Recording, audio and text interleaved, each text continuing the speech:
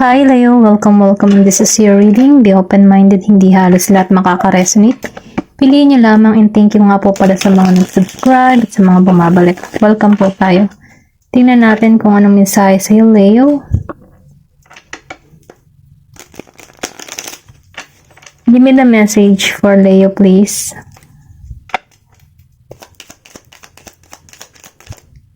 Meron ka ditong 9 of Cups, upright. Meron ka ditong 10 of Cups. Give me the message for Leo, please. Meron ka ditong 8 of Cups, reverse. Then, meron ka ditong Page of Swords. Give me the message. Meron ka ditong excuse me, 7 of Pentacles, reverse.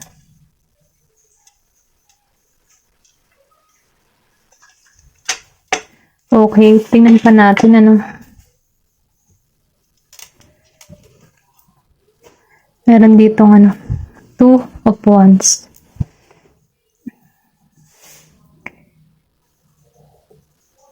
Nakikitaan ko dito, may masagana or sabihin natin ano, maganda yung buhay na nararanasan mo. Hindi halos lahat ano, ito lang yung nakikita ko. Meron kang person dito na totoong nagmamahal sa'yo. May nakikitaan din ako ditong long distance, malayo sa isa't isa, okay? Then, nafe-feel ko din dito, no? Nagpapahirap sa inyong dalawang sitwasyon, yung paglalayo nyo, may LDR situation. Then, nafe-feel ko tong tao to na meron kang person na Scorpio, Cancer, and Pisces. Meron ka ding Aries, Leo, Sagittarius, Taurus, Virgo, and Capricorn, and Gemini, Aquarius, and Libra, okay? Nakikita ko dito na maayos ang kabuhayan mo, financial, okay, stable ka. Then, nafe-feel ko dito, no, na meron dito nag-iintay, may magkalayo. Maybe, iniintay, ano, yung tipong ano ba? May malayong distance. Maybe yung isa nasa Pinas, yung isa nasa abroad or nasa ibang lugar. Kumbaga, ang trabaho niya malayo sa bawat isa. Then, nafe-feel ko dito na masaya, meron kayong happy family na kung saan may pagmamahalan, ano. Ito lang yung nakikita ko. Or pwede rin sabihin na kung isa kang single, ano, ito yung mangyayari sa'yo. Merong happy family na promise na naghihintay sa'yo, na kung saan bubuo sa'yo, magbibigay sa'yo ng maganda at maayos na buhay. Then, nafe-feel ko din dito na stable yung person mo, okay? Kaya lang, nakikita ko dito, meron lang distance. Pero ganun pa man, kung ano man yung iniintay, ano, may pagkikita ng muli. Kasi, nakikita ko dito na may reunion na magaganap, okay? Then, nakikita ko dito na umaani ka ngayon ng tagumpay, kung ano man yung pinagkakaabalahan mo, kung ano man yung karera na ginagampanan mo, or sabihin natin na ano man yung business na iyong ginagawa, ay nakikita ko dito na may paglago, okay? Then, nakikita ko rin dito, no, inaalisan mo yung mga problema na nagpapahirap sa iyong kalooban. Kumbaga, hindi ka dito nakatuon. May lakas at tapang ka na malampasan yung mga problemang tinatahak mo, okay? Ito lang yung nafe-feel ko dito. Then, ganun pa man, ano, kahit marami kang pagsubok na nararanasan, hindi ka nasuko sa hamon ng buhay. Nafe-feel ko din dito, no, na hindi ka nagkamali sa mga desisyon na iyong ginawa. Then, nakikita ko rin dito, no, na hindi mo hinahayaan yung mga tao na sirain ka. Yung mga hadlang, no, sa iyong mga pangarap. Tumatayo ka. Hindi ka nagpapa-apekto sa mga sinasabi ng ibang tao. Kumbaga, meron ditong mga tao na nanchichismis sa'yo or sabihin natin naiinggit. Hindi mo siya binibigyan ng ano, ng pansin. Okay? Ito lang yung nakikita ko. Then, nakifeel ko din dito, no, matatag ka, matapang ka. At nakikita ko rin dito na marami ka man pagsubok na kinakaharap. Pero nalampasan mo to, okay? Natuto ka dito na tumayo mag-isa. Then, nakikita ko dito na matatapos na yung mga paghihirap mo, no? Aani ka na dito ng tagumpay, okay? Tingnan pa natin. Give me the message for Leo, please. Give me the message for Leo, please. Okay, meron ka dito. Page of Cups, reverse. Then, Eight of Cups, upright. Give me the message. Meron ka ditong the Star. Dahil lumabas siya dito nakaganito, no? Ayan, tingnan pa natin. Give me the message. Three of Swords. Give me the message. Meron ka ditong the Magician. Then, Queen of Swords. Okay. Nakikita ko dito, no? Yung iba sa inyo, hindi halos lahat. Meron ditong pangyayari, no? Kasi yung iba nakikita ko magandang samahan, maganda yung relasyon na meron ka, okay? Pero yung iba dito, nakikita ko rin dito na meron ditong iniwan, inabando na. Nagbigay ng pakasakit.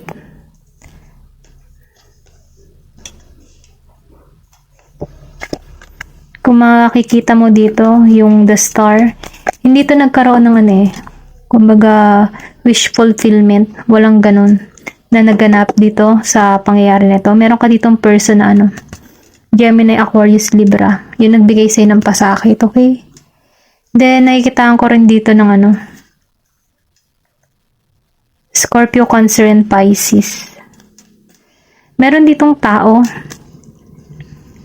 na hindi niya nagawa yung obligasyon niya sa'yo. Meron ditong umalis, linisan ka, iniwan ka ng walang babala or wala man lamang abiso, no?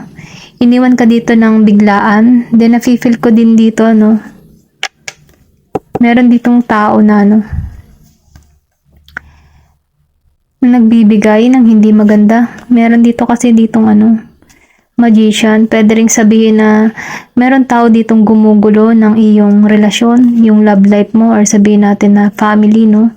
Kasi nakikita ko dito, ito yung family mo, masaya ka dito. Pero meron ditong gumugulo. Gumugulo sa inyong relasyon. Pero ganun pa man, kung hindi mo to nasa sitwasyon mo to. Ito lang yung nakikita ko. Meron ditong masayang pamilya at meron din naman ditong iyong iba nakakaranas na ng hirap sa relasyon. Nafe-feel ko dito kasi na meron ditong something na gumagawa ng hindi maganda para masira yung inyong relasyon. Ito yung nagpapahirap sa'yo.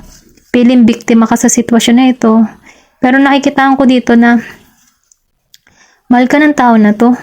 Maraming memories na kayong binuo nito. Then, nakikita ko rin dito na matagumpay. Matagumpay ka, masaya yung family mo or sabihin natin yung relasyon na meron ka. Kaya lang meron ditong tao na sumira ng relasyon nyo, okay?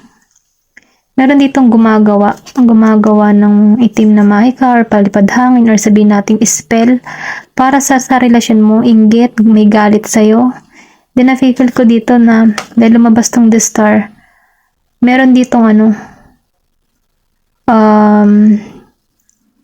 sabihin natin na meron kang hinihiling na hindi pa makarating-rating sa'yo kasi may mga hadlang pa, okay? Pero kumbaga yung hiling mo dito nasa 50-50 pa, naka-stuck, okay? Sa sitwasyon.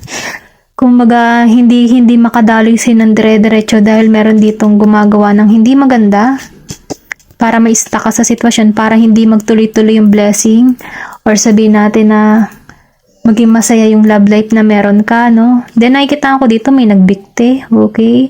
Meron ditong pangyayari na bangungot para sa'yo, hindi mo akalain na mangyayari to sa'yo, no? Kasi, nilisan ka ng tao na to. Pero kung makikita mo dito, mahal mo pa rin tong tao na ito. May kumukontrol sa relasyon. Okay, ito lang yung nakikita ko. Maybe masaya kayo, no? Kung kayo man ay nakakaroon ng ganitong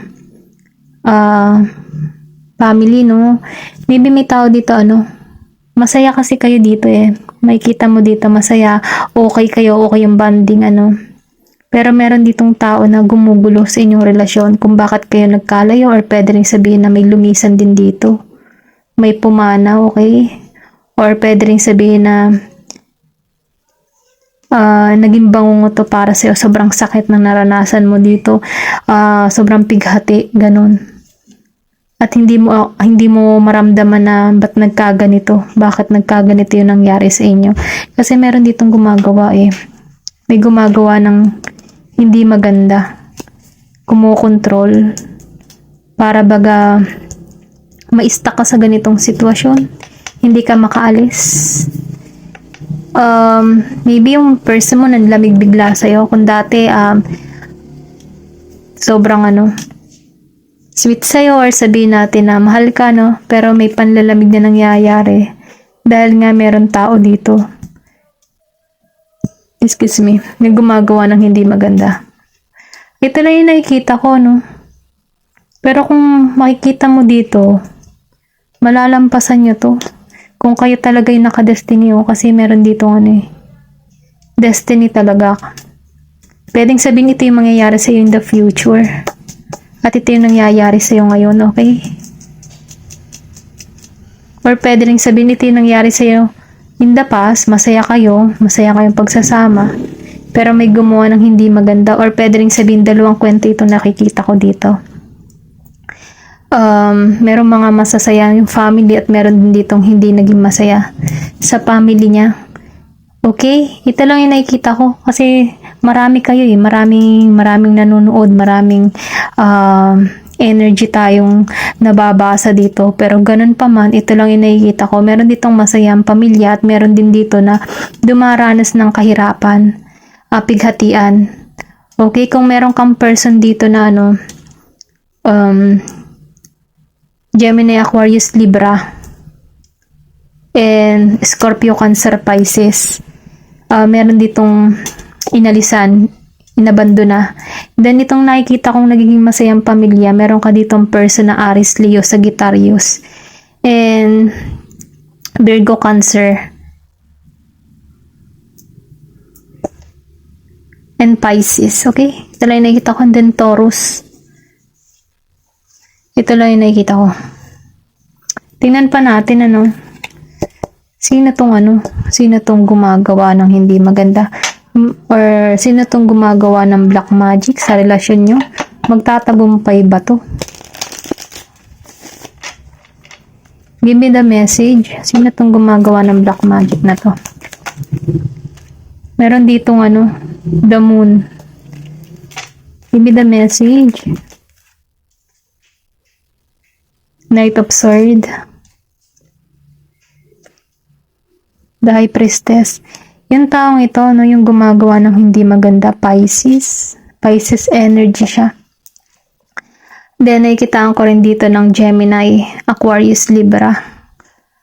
Meron ditong sinisira yung emotion nyo, ginugulo yung emotion mo, gusto nito na mawala ka sa focus, no? Ito lang yung nafe-feel ko dito. Pero ganun pa man, itong taong kasing itong gumagawa ng hindi maganda sa'yo. Marami siyang inggit sa katawan. Kumbaga saradong isip ng tao na to. Makasarili. Kumbaga napupuno siya ng galit niya. Hindi balanse, okay? Ito yung mangyayari dito sa tao na to. Kung ano man yung intention niya sa'yo, siya yung magkakaganito, okay? Then, nakikitaan ko rin kasi dito na gusto niya mangyayari sa'yo itong ganito. Bagang kontrolado, parang puppet, no? Yung relasyon na meron kayong magulo, ganyan. Pero ganun pa man, hindi to magtatagumpay. Kasi lumabas si Knight of Swords na naka-reverse. Mari-reverse to, no? Kung ano man yung mga ginagawa niya sa'yo, siya ang magkakamit nito. Okay? May balik yan eh. Kahit anong gawin ng tao na to, shot siya pa rin. Pisces energy, yung gumagawa ng ng black magic sa inyo. Sinisira yung emotion para maging negative kayo. Kung makikita mo dito, may moon. May naka-hidden dito. May nakatago. Maybe hindi mo rin alam to. nakahidden tong nangyayari sa inyo, kung bakit nagkaganito or bakit nagkagulo yung relasyon nyo. Okay? Then, nafe-feel ko din dito na itong tao na to, sarado yung isip nito, mababaw na dahilan. Ano siya kumbaga yung High Priestess reverse, makasarili. Itong tao nito, natutuwa siya na manira ng relasyon. Maybe, meron siyang relasyon na hindi masaya, kaya nandadamay ng kapwa. Okay? Hindi niya magawa ng hindi maganda yung kanyang partner, kaya nandadamay siya ng kapwa. Or pwede rin sabihin na naiinggit siya sa relasyon na meron kayo kasi happy family kayo dito, masaya kayo, maganda ang samahan nyo, sweet kayo sa bawat isa, talagang nagtutulungan kayo. Pero meron ditong pangyayari na biglang ikinagulat mo, kinalisan mo. Meron din ako nakikita yung iba sa inyo, may nawala na mahal sa buhay, okay? May bikti ako nakita dito, makita mo. May nagbikti. Bikti. Hanggang alaala na lang yung memories bawat sandali nyo kasi marami kayong binuong alaala. Pero ganun pa man, umalis yung tao mo, person mo. Na sobra kang nasaktan, nabigo ka dito, okay? Kasi meron ditong tao gumagawa ng hindi maganda. Ayun lang yung nakikita ko. Meron ditong taong hindi gumagawa. Meron ditong taong gumagawa ng item na mahika sa inyo para yung relasyon nyo magulo, masira, ganyan. Pero ganun pa man, kahit anong gawin ng tao nito, sa kanya yung tatama. Kasi meron siyang hindi siya masaya sa kanyang karelasyon, kaya naiinggit to sa inyo, okay? Pero ganun pa man, kahit ano man tong gawin ng tao nito, sa kanya pa rin to tatama. Okay, ito lang yung nararamdaman ko sa kanya yung tatama. Kasi may balik yan eh. Tingnan pa natin kung ano yung payo sa'yo.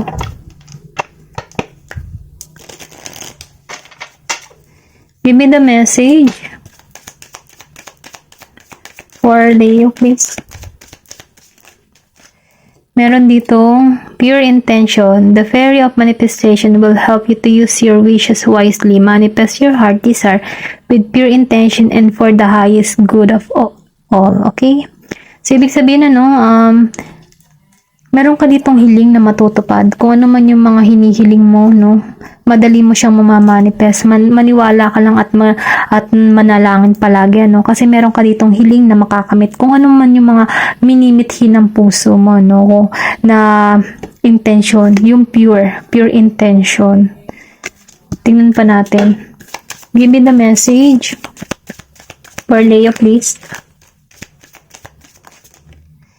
Meron ka ditong come together, Fairies like to be busy and a group of them is showing that you may hands make like works, working as a team help keep the job done. Nakita ko dito, meron ka ditong oportunidad na parating. Sabihin natin trabaho, na merong teamwork na kung saan may paglago ka. Kasi once na merong collaboration na gaganap sa iyo, mas lumalago ka, Ito lang yung nakikita ko. Meron ditong papalapit sa'yo, okay? Natulong. Then, as for help, angel are celestial being who protect everyone, and the fairies say now, it's a time for you to ask the angelic assistant. Sinasabi dito, na meron ditong mga anghel na gumagabay sa'yo. Kung kailangan mo ng tulong, tumawag ka lang sa kanya at lalapit siya sa'yo, okay? Kumbaga, humiling ka kung ano man yung mga gusto mo. Kasi minsan, kung ma-experience mo, na kahit sobrang kabigatan na yung nararamdaman mo, merong inner voice na nag-uutyok sa'yo na tumuloy pa rin, or sabihin natin na huwag susuko sa hamon ng buhay. Siya'y lagi nakasuporta sa'yo sa anumang gagawin mo, ginagabayan ka dito. Then, meron ditong go outside. Kumbaga, sinasabi dito na minsan, kailangan mo, lumabas-labas, libangin yung sarili, para makalimot sa mga masakit na nararanasan mo. Magpunta ka sa mga nature, or para nang sa ay ma-relax ka, or pwede rin sabihin na magpahangin ka, pumunta ka sa alam mong magkakaroon sa'yo ng kapayapaan, ganun. Hanapin mo yung kagalakan sa'yo, okay? Ito lang yung nakikita ko. Thank you for watching and love and peace.